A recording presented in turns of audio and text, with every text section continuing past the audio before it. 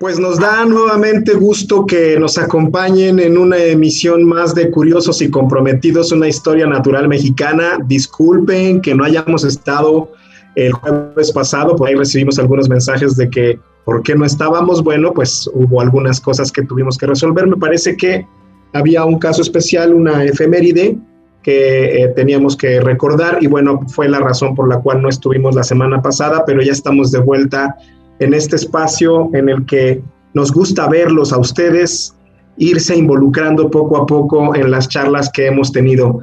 Cada vez vemos, hay más curiosos y comprometidos y eso nos da muchísimo gusto. Qué bueno que nos acompañan y qué bueno que hoy están para escuchar a la doctora Patricia Duarte Sánchez, a quien tenemos ahora mismo aquí, con el tema Recuerdos del Porvenir, la denotada presencia de las mujeres en los estudios y la enseñanza de las ciencias naturales.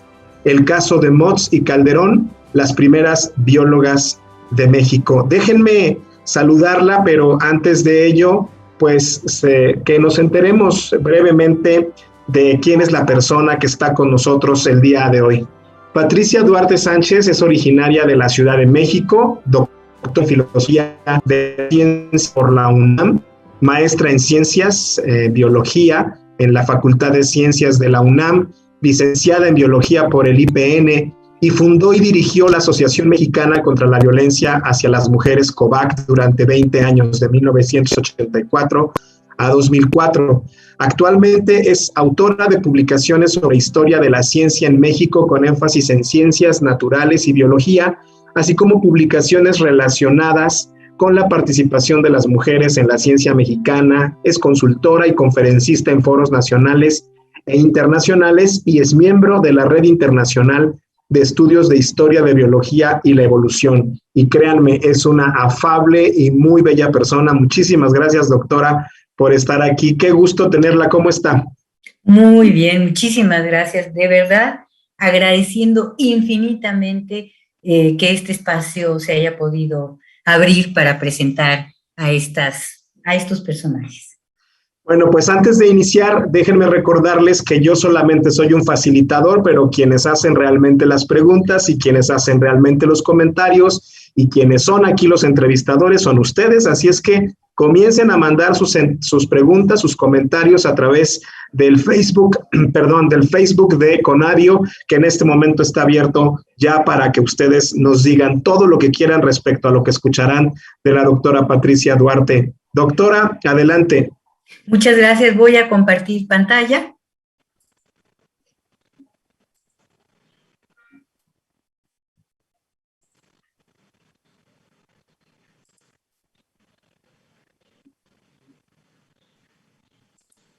Ahí está. Ahí está. Ahí está. Bueno, pues voy a hacer una pequeña introducción, nada más. Esto es para que pues veamos todo este trabajo que quise traer, esta imagen que la misma Conavio ha generado y que es súper interesante ir viendo, y creo que en un futuro se va a ir engrandeciendo cada vez más esta imagen de los naturalistas y de los investigadores en ciencias naturales en México. Bueno, la charla he nombrado como Recuerdos del Porvenir, ahora diré por qué, la denodada presencia de las mujeres en los estudios y la enseñanza de las ciencias naturales, el caso de Irene Elena Motz e Imelda Calderón, las primeras biólogas en México. Puede afirmarse también, como lo dice Spencer, que la mejor condición de la mujer será la obra irremediable del porvenir. Esto lo estaba diciendo en 1891 Ezequiel Chávez, un hombre importantísimo para la historia de la educación en México, de la psicología en México, y que siempre se interesó mucho por esta condición de la mujer, planteando muy tempranamente el hecho de que las mujeres pues tenían que tener una posición en la ciencia, en los estudios, igual que la de los varones. Y así es como dice: será la obra irremediable del porvenir. Entonces, Los recuerdos del porvenir es un título también de una novela de Elena Garro, que ella escribe sobre la revolución, pero nos está implicando que vamos a recordar para haber proyectado nuestro futuro, y en este caso el de las mujeres en la ciencia y en las ciencias biológicas. Desde antes del nacimiento de la carrera de biología, las mujeres han estado presentes desempeñando un importante papel en la construcción de esta disciplina. Es tarea fundamental comenzar a llenar los vacíos históricos que permitan proyectar hasta el presente una visión alterna sobre la manera en la que se construyó la biología en México, incorporando la participación, los matices y impronta de la contribución de las mujeres dedicadas a las ciencias naturales.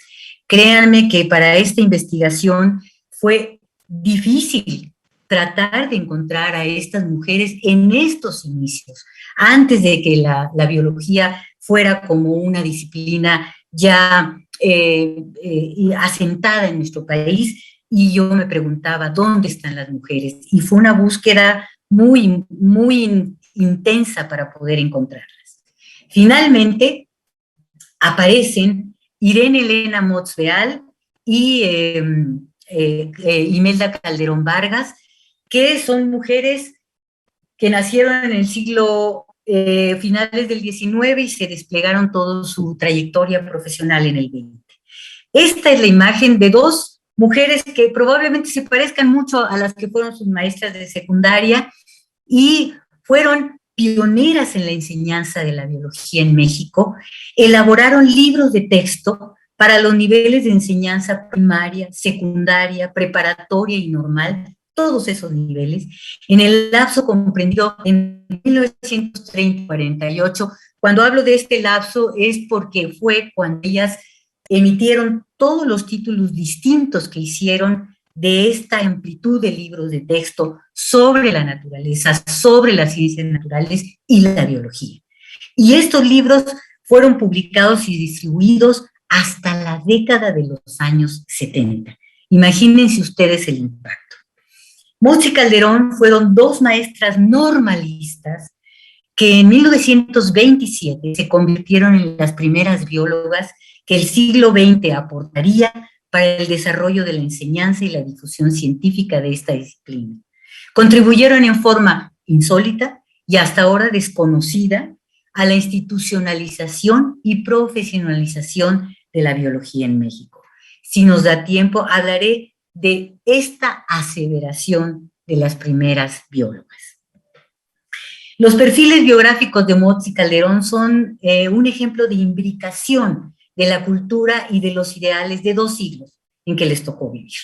Participaron en dos periodos históricos, les decía, nacidas e instruidas a finales del XIX, o sea, su infancia, y viven su adolescencia y primera juventud durante la Revolución Mexicana, y mueren hasta bien entrado el siglo XX. Aquí las imágenes, lo único que trato de poner en claro es que para el XIX estábamos teniendo todavía esta cultura, esta manera de vivir, y esta Universidad Nacional con su Facultad de Altos Estudios, creada en 1910, la Facultad de Altos Estudios, donde ellas participaron, hicieron sus estudios universitarios, da un salto para los años, la segunda década del siglo pasado, del siglo XX, donde ya tenemos figuras incluso como las de Nahui Olin. Entonces, este es el cambio que provocó esta revolución, más evidentemente cambios no solamente en este sentido, sino para las mujeres. Ahora veremos en la educación cuáles fueron. Pero me voy a detener un poco en las precursoras, porque siempre hay una genealogía, siempre hay que pensar en la historia como algo que nos vivifica, que nos da la posibilidad de decir, esto ocurrió desde antes, no es lo nuevo nuestra presencia como mujeres en la ciencia. A finales del siglo XIX se contaba con dos vertientes de conocimientos científicos. Una que provenía de la educación formal y escolarizada, las escuelas, y otra relevante también por las características de la época, finales del XIX, de tipo informal, esta última destinada exclusivamente para las mujeres. Me estoy refiriendo a las revistas que eran dirigidas para ellas. Ahí era una educación, se daba una educación científica informal a través de revistas que desde 1880 hasta 1914 estuvieron circulando, y estas publicaciones incluían nociones de ciencias físicas y naturales como parte de la educación para enfrentar lo que estas mujeres decían en ese momento, el mundo del progreso científico y tecnológico. Estamos hablando del XIX, el progreso como una idea constante en este siglo. Y aquí les traigo las imágenes de algunas de estas revistas: el álbum de la mujer mexicana, las hijas de la náhuac, violetas de la náhuac, en sus diferentes, duraban poquito, pero eran revistas que hablaban de ciencia, educación moral, científica y literaria y bello sexo. Pero estaba presente la ciencia y el interés de estas mujeres que hacían estas revistas para educar y para instruir a las otras mujeres.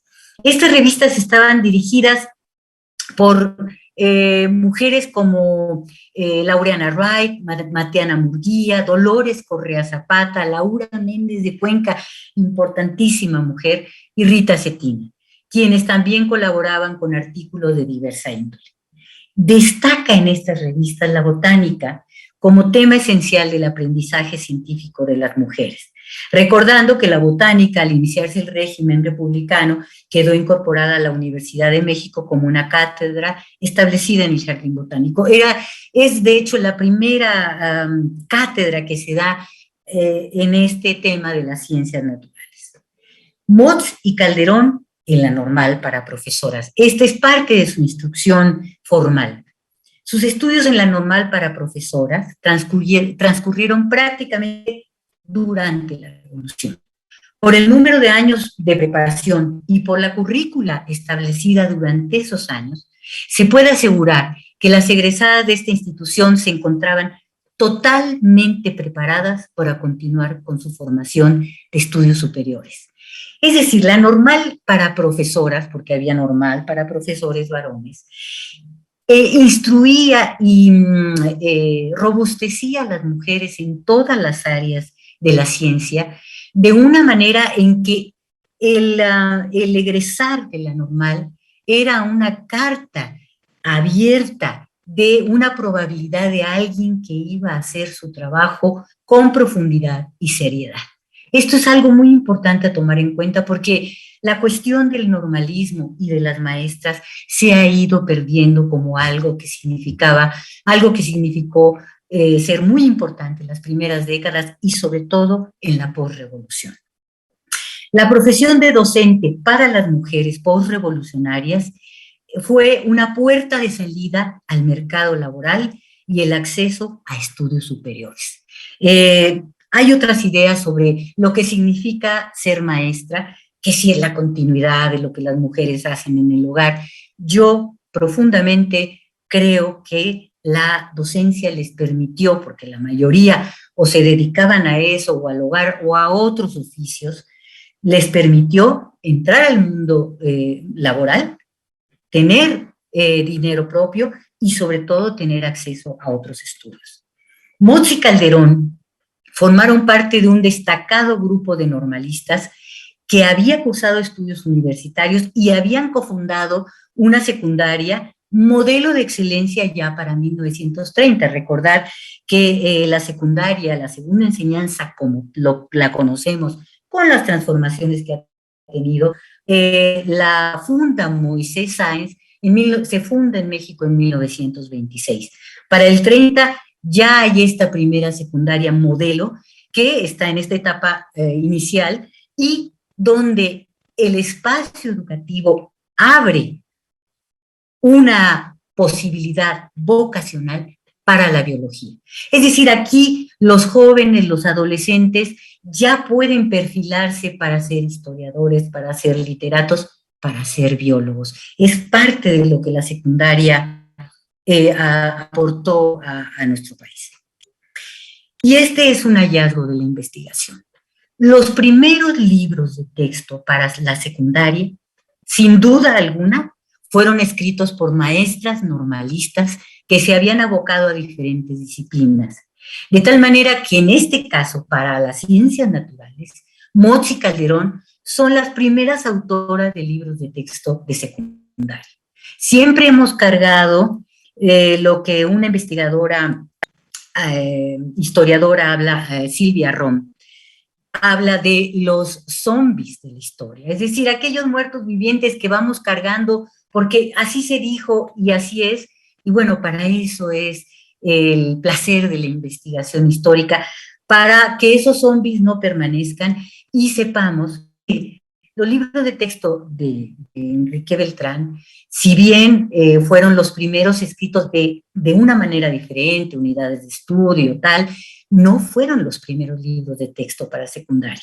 Son los de las maestras normalistas en diferentes disciplinas, y Motz y Calderón se convierten en las primeras autoras de libros de texto, publicando Nociones de Botánica en 1931 y Nociones de Zoología en 1941. En la Facultad de Altos Estudios. Entre 1921 y 22 se hizo un llamado a los maestros y maestras, y aquí lo pongo no por política correcta de decir los y las, sino porque había una escuela de profesoras para profesoras y una de profesores, y se hace un llamado para que ingresen a la Facultad de Altos Estudios como una estrategia dirigida y organizada fundamentalmente por José Vasconcelos, Antonio Caso y Ezequiela Chávez, a quien ustedes tienen ahí en pantalla. Egresadas de la Normal para Profesoras, Irene Motz e Imelda Calderón acudieron a realizar estudios superiores en la Facultad de Altos Estudios, entre esos años, entre el 21 y 22. Ahí se prepararon para impartir clases a nivel de segunda enseñanza y obtuvieron el título que obtenía cualquiera que hubiera pasado 3 años en esta facultad, que era el de profesor universitario en ciencias naturales, y obtienen este título en 1927. La biología y la carrera de biólogo no existía como tal y no existía en ningún lugar.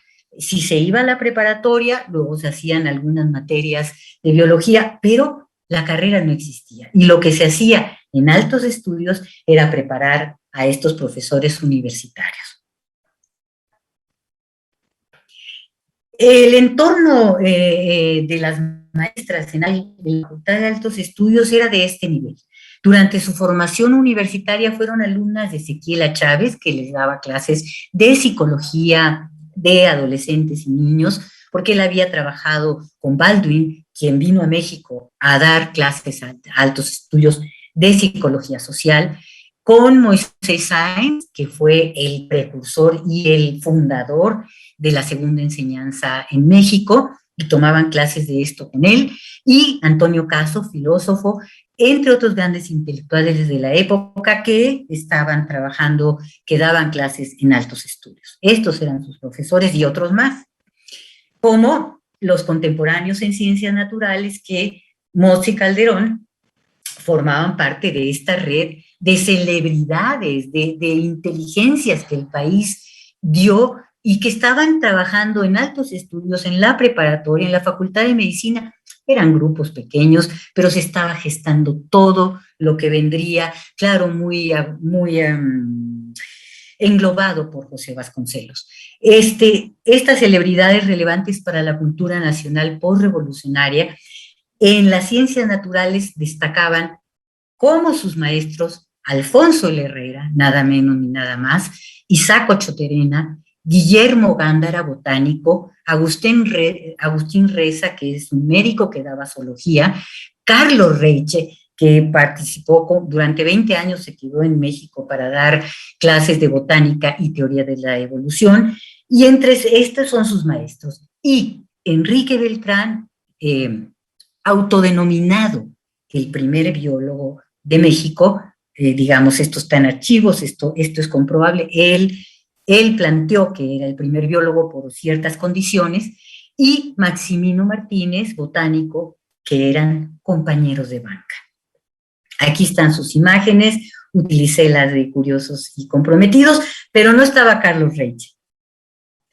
También en Altos Estudios estuvieron en contacto con mujeres muy prominentes de la época, como Soledad Anaya Solórzano, una mujer que ha sido importantísima en la educación en México, incluso tiene un timbre postal, podría hablar de ella muchísimo más, era amiga personal y era parte de este grupo de normalistas que les digo prominentes. Laura Méndez de Cuenca, que hacía revistas, la vemos con una imagen decimonónica porque ella a los 69 años estaba tomando clases de teorías de la evolución con Carlos Reiche en Altos Estudios, una mujer que nunca paró y que trabajó en la educación. Eulalia Guzmán, la antropóloga, Palma Guillén, la diplomática, y Ana María Reina, que junto con Elia Bravo, pues eran alumnas destacadísimas de Isaac Ochoterena, y no encontré una sola imagen de ella. Es alguien a la que tendríamos que estudiar también. Motz y Calderón desarrollaron su obra bajo los preceptos y definiciones de un espíritu de la época postrevolucionaria en México, donde la educación representaba el elemento fundamental para la reconstrucción nacional. Su obra. Siguieron sus nociones de botánica, libros que se usaban para secundaria en su momento, normales y preparatorias. Y estas nociones de botánica, publicadas en el año del 31, fueron motivo. Ahora vamos a ver a los hombres, o sea, digamos, están las partes de los profesionales, pero está la parte también humana. Esta crítica a las nociones de botánica, y que un año después se volvió toda una réplica, fue hecha por Maximino Martínez y Guillermo Gándara al libro de nociones de botánica de Motz y Calderón. Denostaron totalmente la obra permaneció durante muchísimo tiempo. Realmente créanme que fue tremenda la manera en que ellos se dirigieron a las maestras, ellas eran su primera publicación, dijeron que el libro de botánica, bueno, era algo que no servía, que hasta perjudicaba a la educación, que ellas no habían utilizado métodos pedagógicos, siendo que provenían de la normal, siendo que habían tenido clases de pedagogía en Altos Estudios, que era una materia muy importante, y bueno, esto se debía a que el mercado editorial de los libros de texto pues estaba muy competido por esas épocas. También podría hablar mucho de esto, pero quiero que sepan que pues así se estaban dando las cosas y a pesar de ello, ellas siguieron adelante, a pesar de esta situación. Entonces, para 34 ya están haciendo los libros para primaria, son libros que se escribieron para tercero, cuarto, quinto y sexto con un nombre general de estudio de la naturaleza. Y bueno, podría hablarles de los contenidos de los libros, pero fue muy importante todo este trabajo en primaria. Y su primer libro de la naturaleza está escrito en pleno periodo cardenista, cuando la iglesia se levantó y decía que no se podía trabajar para ese gobierno, y las maestras emiten sus libros con los temas que se necesitaban para el país en ese momento. Están este libro de zoología, Los invertebrados, que toca toda la parte de los invertebrados, pero también algunas cosas de vertebrados, y lo preparan en 1943. Esos son los primeros para secundaria y preparatoria. Todos los libros de academias de biología, que eran los libros de experimentación, que había uno para cada publicación de libros teóricos, y por fin sus nociones de biología escritas en 46-47, exactamente cuando se emiten los libros para secundaria que hizo Enrique Beltrán, libros de Enrique Beltrán novedosísimos. Ellas siguen las pautas porque se habían aceptado en la Comisión Revisora de Libros de Texto, siguen las mismas pautas, los emiten en el mismo año, y, por ejemplo, en la primera parte de los de ellas, son los únicos textos que plantean el tema del desarrollo de la biología en México de ese momento. También en la parte segunda contienen un tipo de bibliografía que los demás libros no tenían, una para el maestro, otra para el alumno, en fin, una serie de características, y están pues esta obra muy importante. Irene Elena Motz, particularmente, que era la que escribía, porque Imelda Calderón era la ilustradora, escribía también, pero fundamentalmente era la ilustradora, fue nada menos ni nada más quien escribió, y todavía en una quinta reimpresión yo encontré del 2018, está el prólogo de Cazadores de Microbios, escrito por Irene Elena Motos. Y pues estos 3 libros que escribió aparte Irene Elena Motos, pues el más importante, digamos, a destacar aquí es este de la vida en la Ciudad de México en las primeras décadas del siglo XX, que está en el Colegio de México, y que son sus memorias, y muy, muy importante en términos de lo que plantea para la época, de todo lo que ella veía en México. Y los 2 volúmenes de los libros de capacitación en ciencias biológicas para los maestros de primaria en el año del 45.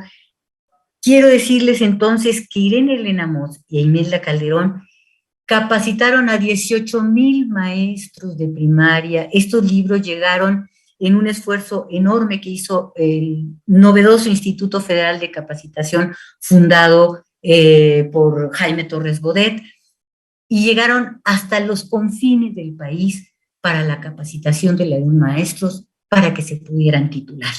Entonces, ellas son quienes sentaron las bases de las ciencias biológicas para todos los maestros de primaria con estos libros, que si sacaban 10, pues el presidente de la República se los autografiaba, y si sacaban 8 o 9, pues entonces el secretario de Educación. Pero esta es la grandeza de lo que ellas participaron dentro de un grupo de 134 especialistas que escribieron los textos de las demás materias. El invaluable valor educativo y pedagógico de esta trascendencia, de este motivo de trascendencia nacional que llevó llevar las nociones de esta disciplina a miles de maestros de primaria, pues es algo que nos sirve para apreciar la construcción en el camino de lograr la plena inserción de la biología en México.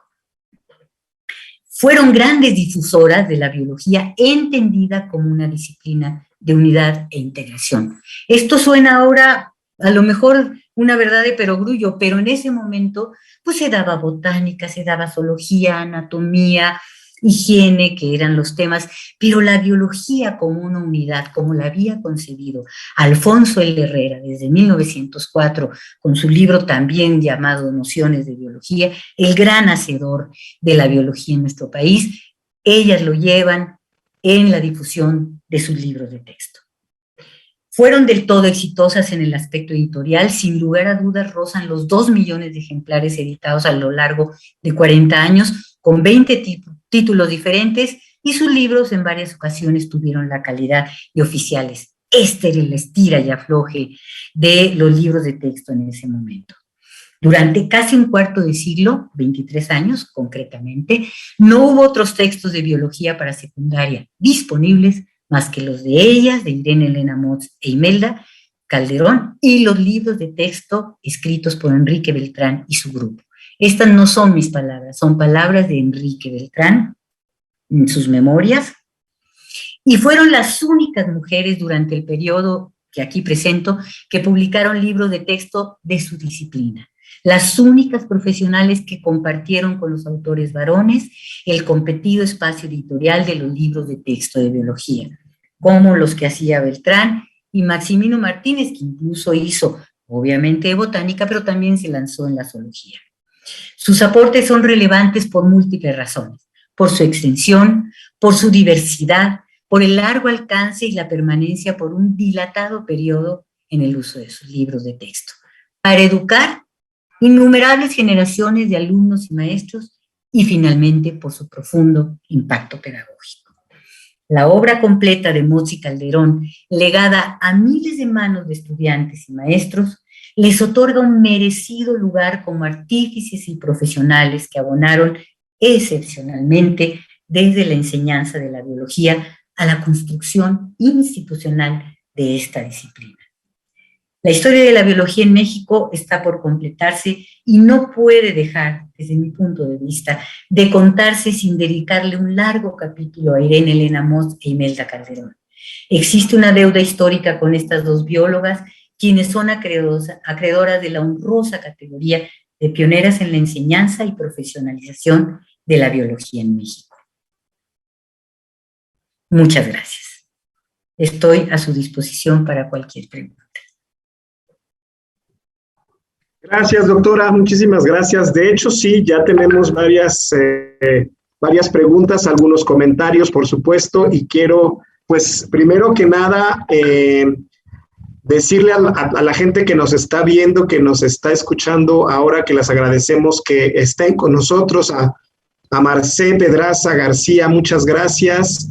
También gracias a Cecilia Fernández Díaz, que nos está viendo en Argentina, desde Posadas Misiones en Argentina, a José Luis Aguilar Rodríguez, que es un asiduo comprometido y curioso, que está con nosotros desde la Semarnat Ensenada, muchísimas gracias también a él, a Nancy Muñoz, desde Cozumel, saludos, a José Luis Aguilar Rodríguez, ya lo saludé, es que él nos ha estado haciendo varios comentarios, Elizabeth Torres Baena, muchísimas gracias. Y bueno, doctora, si me lo permite, pues vamos a comenzar con los comentarios de la gente y con algunas de las preguntas que están haciendo a propósito de la plática que hemos escuchado. A ver, Empito, muchísimas gracias también por comunicarse con nosotros. Bueno, José Luis Aguilar dice, es lamentable que en gran proporción la educación se ha convertido en una mercancía. Las luchas entre tendencias de formación e información o de formación son encarnizadas y están a la vista, son de dominio público. Felicidades, maestra, pero pregunta, ¿qué tanto ha influido la filosofía en el desarrollo de la biología en México? Y aquí está la primera pregunta, doctora. Bueno, la filosofía está presente en cualquiera de las actividades científicas. La filosofía en el desarrollo. Perdón. Sí, perdón. Es que como que no, por supuesto que la filosofía es algo que está presente, es consustancial a la actividad científica. Y bueno, es justamente parte de esa filosofía que se vivió en altos estudios, en la normal superior, en esta etapa postrevolucionaria, lo que implicó que la educación en esos momentos fuera prioritaria para eso que decía la reconstrucción nacional y para entender a la biología desde su raíz como una ciencia unificadora. Eso es parte de lo que, del acercamiento filosófico de una materia que en su primer momento no fue concebida así y que tuvo momentos muy difíciles porque la biología fue retomada a partir de 1929, cuando se funda el Instituto de Biología de la UNAM, fue retomada por el sector de los médicos, con Ocaranza a la cabeza y en el Instituto de Biología con Isaac Ochoquerena. Y aquí la filosofía de la biología en torno a lo que significaba una biología integradora, que tenía en cuenta los procesos evolutivos y las teorías en ese momento, Lamarck, darwinista, por supuesto, se desdibujan cuando es el sector médico el que, digamos, medicaliza la idea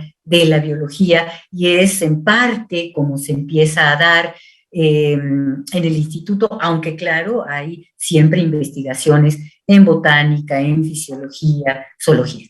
No sé si esto puede responder la pregunta. Seguramente sí, y bueno, si no ha sido respondida, seguramente José Luis nos mandará un comentario más. Por lo pronto nos vamos con otro comentario que espero le merezca algún comentario a usted, de Elizabeth Torres Baena, que dice, qué admirable que a pesar de las críticas tan encarnizadas a su libro, ellas siguieron trabajando, qué valor tuvieron, estaban convencidas de lo que hacían. Muchas gracias por este relato, comenta Elizabeth Torres Baena, y no sé si esto le merezca algún comentario en específico, doctora. Fuerza absoluta. O sea, mujeres que se enfrentaron a todo. Primero se enfrentaron, realmente ellas tuvieron una vida vamos a decirlo de alguna manera, sui generis en términos de las expectativas que se tenía para las mujeres de esa época, que era casarse, tener hijos, hay que decirlo. Ella, junto con la otra gran personalidad que es Soledad Anaya Solórzano, fueron mujeres que decidieron no casarse, no tener hijos, en este apostolado por el magisterio que tenían y que desde ahí enfrentaron siempre una serie de condiciones distintas. Lo otro es que fueron mujeres que vivieron de su trabajo, vivieron de las regalías de sus libros, vivieron de su trabajo como maestras en las secundarias, en las primarias. Fueron mujeres que abrieron el camino y que yo quisiera apuntar que el hecho de llamarlas las primeras biólogas es un hecho muy simple, para que ustedes sepan cómo abrieron el camino. Ellas no se autodenominaron así, como de hecho lo hizo Enrique Beltrán.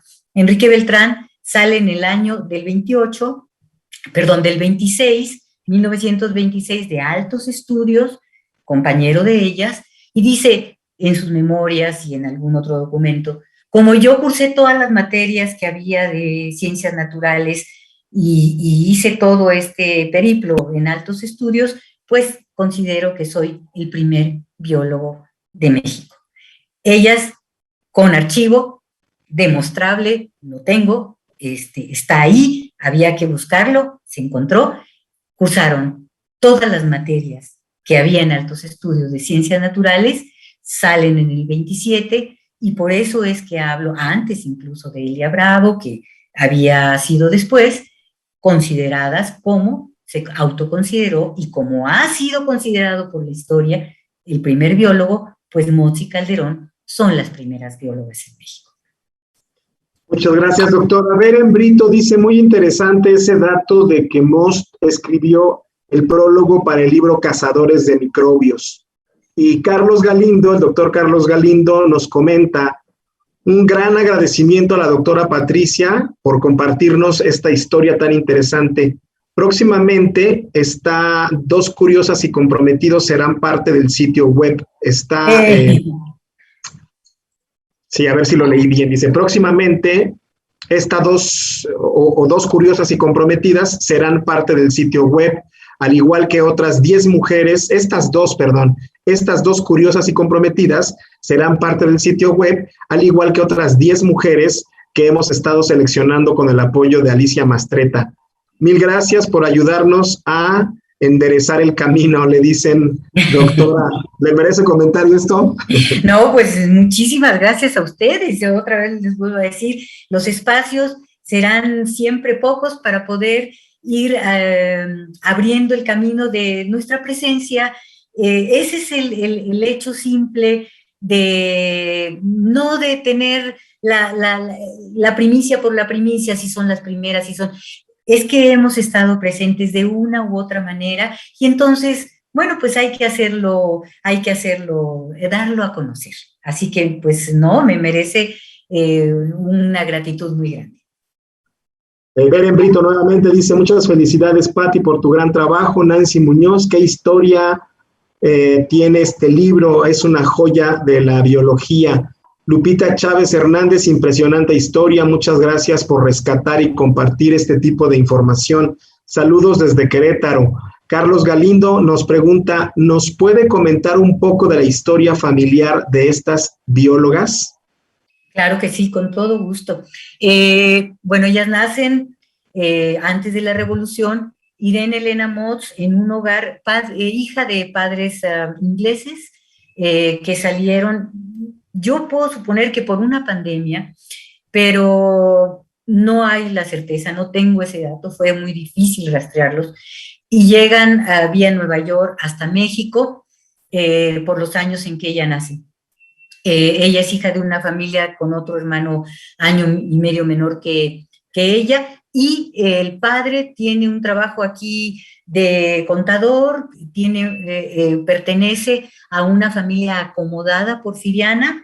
De hecho, el libro de Motz, sus memorias, son citadas por una norteamericana para hacer un libro sobre la sociedad porfiriana en México, por eso está en el Colegio de México y está citado por esta mujer. Y la revolución realmente hace estragos grandísimos en su hogar. Un año antes de que estalle la revolución muere su madre, así que ella entra a estudiar como a los 13 o 14 años como maestra para poder meter fondos al hogar, porque la revolución hace, como les digo, estragos. Ella había sido una niña que estudiaba violín, que tenía las mejores enseñanzas, pero se tiene que meter a trabajar, estudiar como profesora, trabajar para el hogar. Y a partir de ahí, de ser profesora, bueno, pues entonces empieza toda esta amalgama de mujeres que se apoyan entre sí. Es muy importante decir que todos estos logros, desde mi punto de vista, son logros que se dan porque se forman grupos de mujeres solidarias. En el caso de Imelda Calderón, ella proviene de un hogar de mucha prominencia en Oaxaca. Su padre había sido director del Instituto de Artes y Ciencias de Oaxaca, pero también participó en el movimiento soberanista cuando en 1915 se promulga la Constitución y un grupo de centristas en Oaxaca no quieren digamos, no quieren la soberanía del Estado y bueno, son replegados por Carranza y entonces su padre y con toda la familia salen huyendo de Oaxaca hacia la Ciudad de México. Son muchos hijos, llegan acá, el padre, otra vez la historia de una familia acomodada, de pensamiento liberal, muy cultivados, muy ilustrados, llegan a México y aquí, ella, bueno, pues ya no está en la misma situación económica, pero siguen teniendo contacto con la historia mexicana. Entonces es que Imelda entra a San Carlos a terminar su carrera de pintora, de ilustradora, y ellas se conocen en la Normal de Maestros, y ahí empiezan a tener esto que en 1931 se convierte en un dúo que ya hasta la muerte no se separarán para hacer los libros de texto. Pero hay muchas anécdotas sobre los contactos que ellas tuvieron en su vida con grandes intelectuales. Por ejemplo, una sobrina de Imelda fue la esposa de José Gorostiza, tuvieron contacto con Juan de Dios Peza, contacto con Olga Tamayo y el pintor Tamayo. Es decir, ellas eran mujeres que estaban insertas en la intelectualidad de ese momento.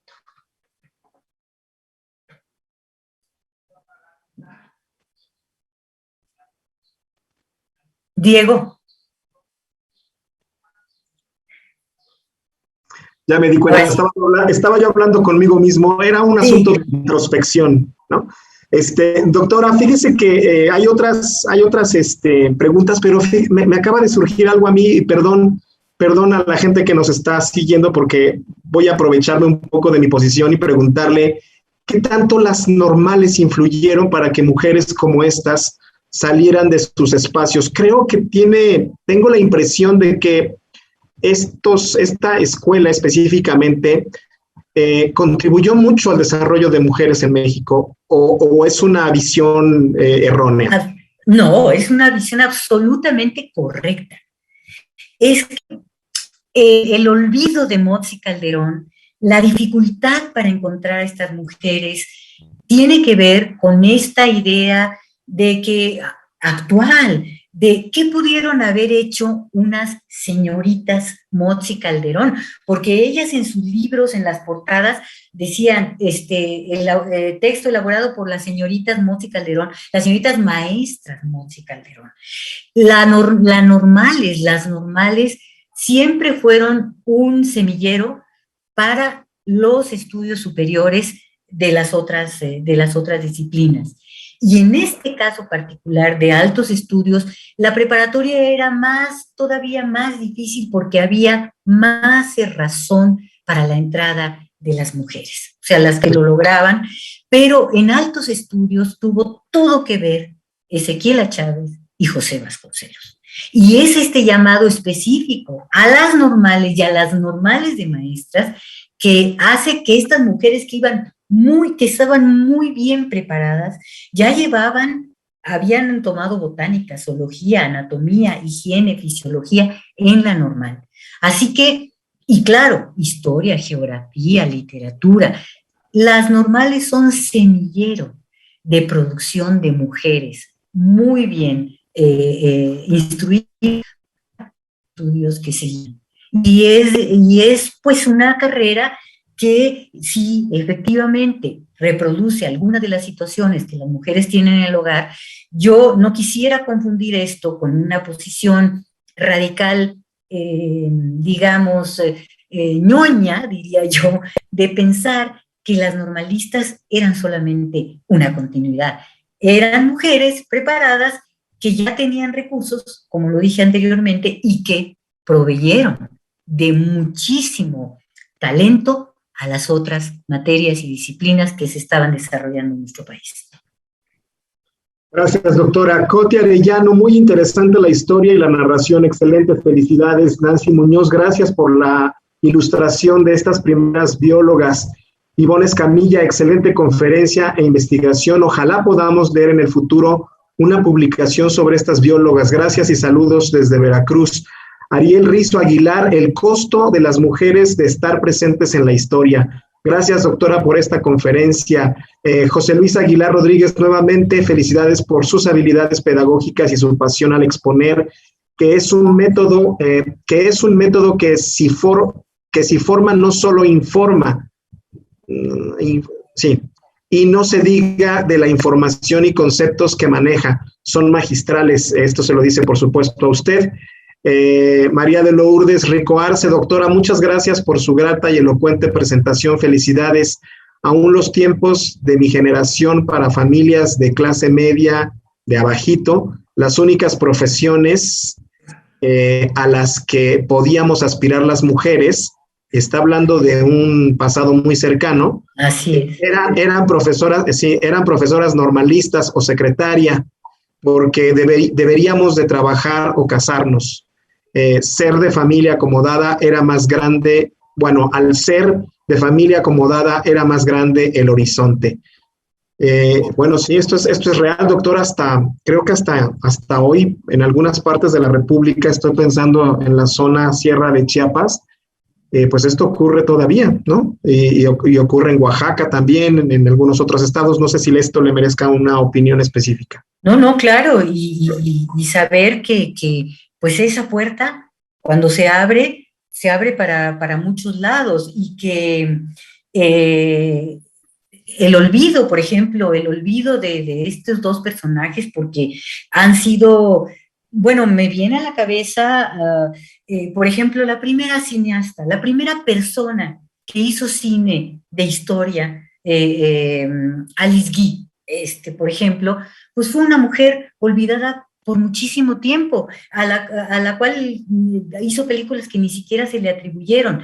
Y uno dice, ¿por qué estos supuestos olvidos? Bueno, pues porque se borran cosas, ¿no? Y en el caso de las maestras, se borran cosas porque unos libros con esas portadas naif, pero que estaban intencionalmente hechas en colores. Por eso puse las portadas de Beltrán y de ellas, porque Beltrán eran libros serios, científicos, densos, que claro, que no, de ninguna manera quiero que aquí se piense que yo estoy diciendo que los libros de Beltrán son menores. No. Pero eran muy, muy pedagógicas. Entonces, estas portadas coloridas, con un punto más en la letra para que el alumno leyera mejor y con más facilidad, provenían de esta preparación pedagógica, y estos libros de estas señoritas Motz y Calderón fueron olvidados, aunque yo quiero decirles, esta investigación es motivo de mi tesis doctoral, y yo los encontré todavía vendidos en una cantidad risible de dinero en Porrúa. O sea, todavía se estaban vendiendo, pero cayeron en el olvido porque pues eran maestras, ¿no? Si no estaban ligadas a los grupos de científicos y no estaban ligados a la investigación propiamente, no valía la pena quiénes podían ser. Y son las mujeres que difundieron y que enseñaron y que participaron de la institucionalización de la biología en México.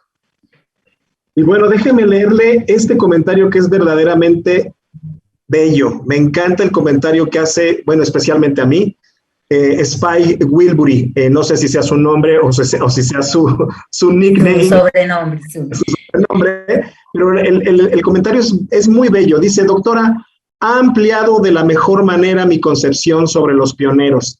En este caso sumamente especial y grato, pioneras de la biología en México. Muchas gracias. Muchas gracias, ¿no? Sí. Bueno, un comercial es que está la tesis ahí, digamos, sí, todo esto que relato y muchísimas cosas más están en la tesis, que es bueno, pues yo se las mandaré, se llama Moss y Calderón, pioneras en la enseñanza de la biología en México. Es una tesis del 20, ¿no? Del 20, es reciente, y bueno, la pueden encontrar ahí en la plataforma de Tesis UNAM, para que puedan ver muchos más detalles de su vida, y decirles que, como todo lo humano en la vida, eran bien diferentes. Una era grande, robusta, la otra era chiquita, delgadita, una era de voz potente, la otra callada. Bueno, eran, como pongo en ese capítulo, la llave y la cerradura. Y bueno, pues ellas fueron leales en amistad y en profesión y en todo hasta la muerte, literal, hasta la muerte. Fabiola Raigadas, excelente plática, gracias doctora. Tere Zambrano, muchas gracias doctora. Carlos Galindo, ponemos el enlace a la tesis en la página de Curiosos y Comprometidos. Perfecto. Muchas gracias.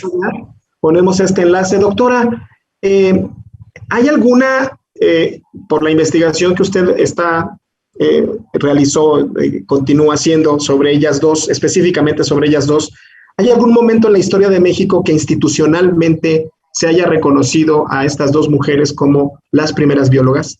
No, definitivamente no. Esta es la primera investigación.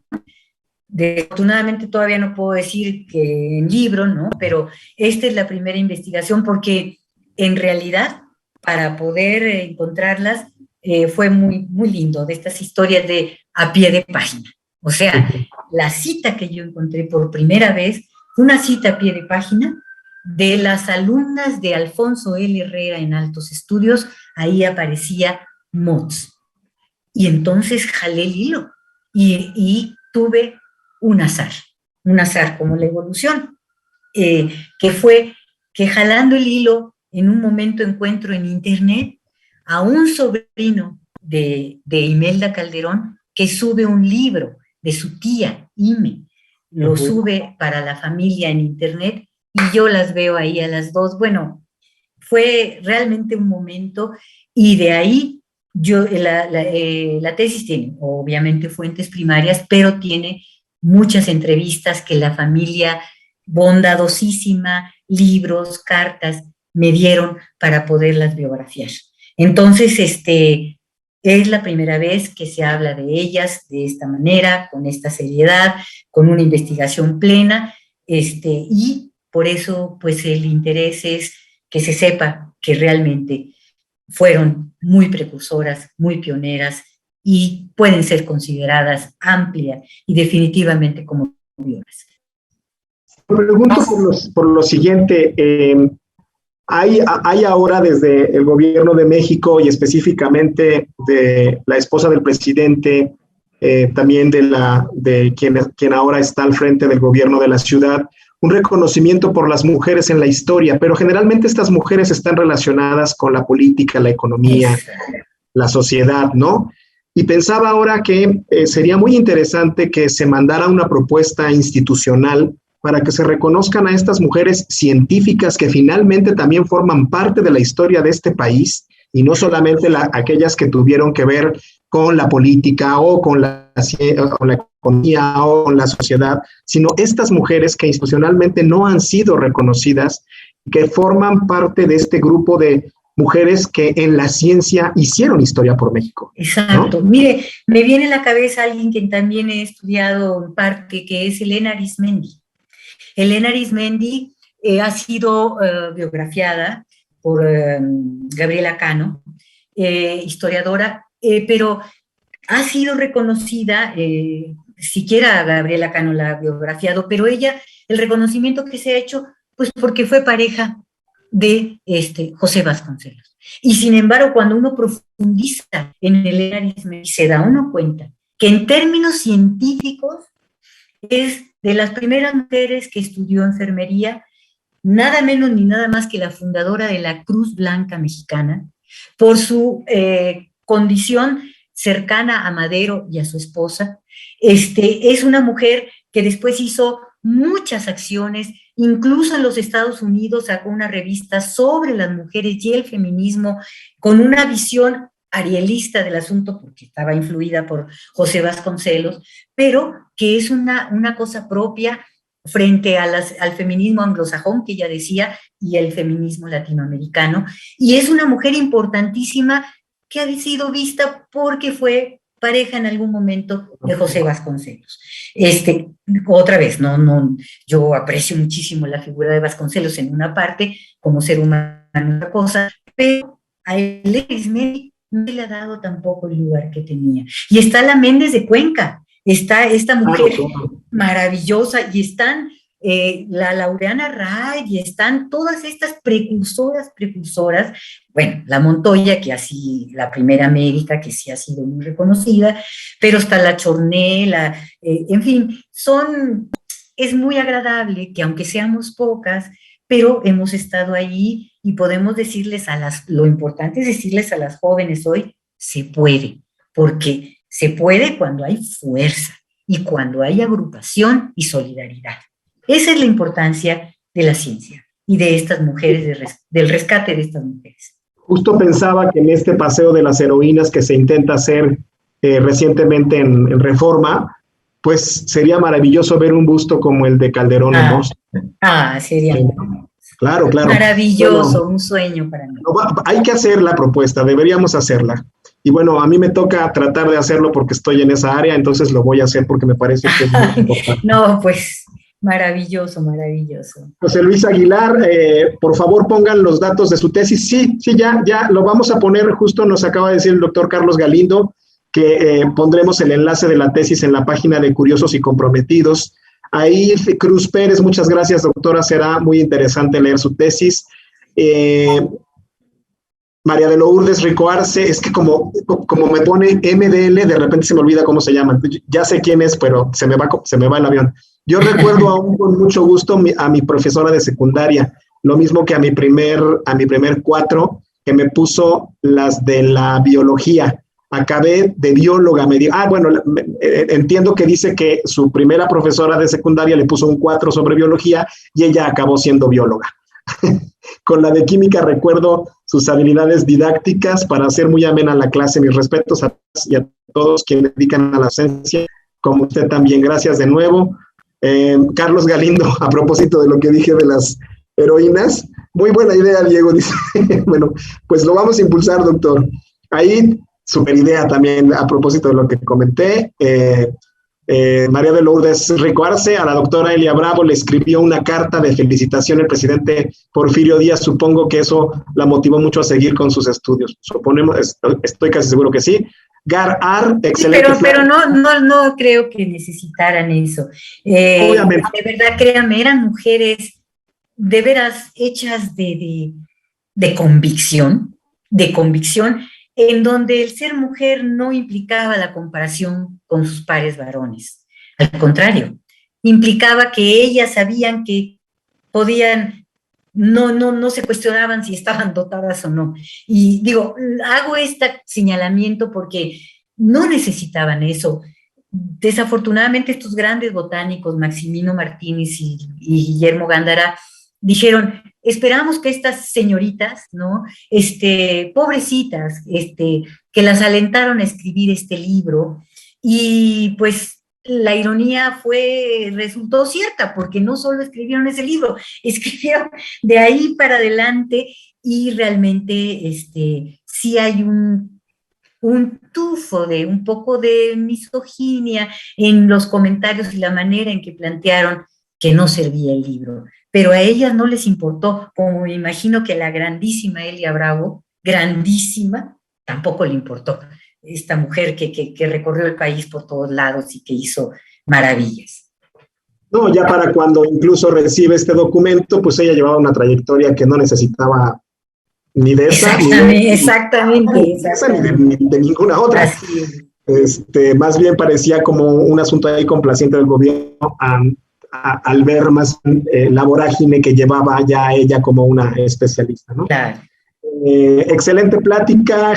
Gar me dice, enriquece la trascendencia de las mujeres en el mundo. Hipatia de Alejandría, saludos. Y terminamos con dos últimos comentarios. Gar otra vez. TESOEM, Ingeniería Ambiental, excelentes charlas. Bueno, ella pertenece a eso. Y para los impacientes, nos dicen aquí, el doctor Carlos Galindo dice, para los impacientes, y nos pone ya la liga para ver su tesis. Ya está. Muchas Ahí está, gracias. para todos los impacientes. Muchas gracias. Doctora, perdón. He disfrutado muchísimo. Muchas gracias. No, al contrario, nosotros hemos disfrutado mucho. Ya ha salido una idea que vamos a impulsar a propósito de usted.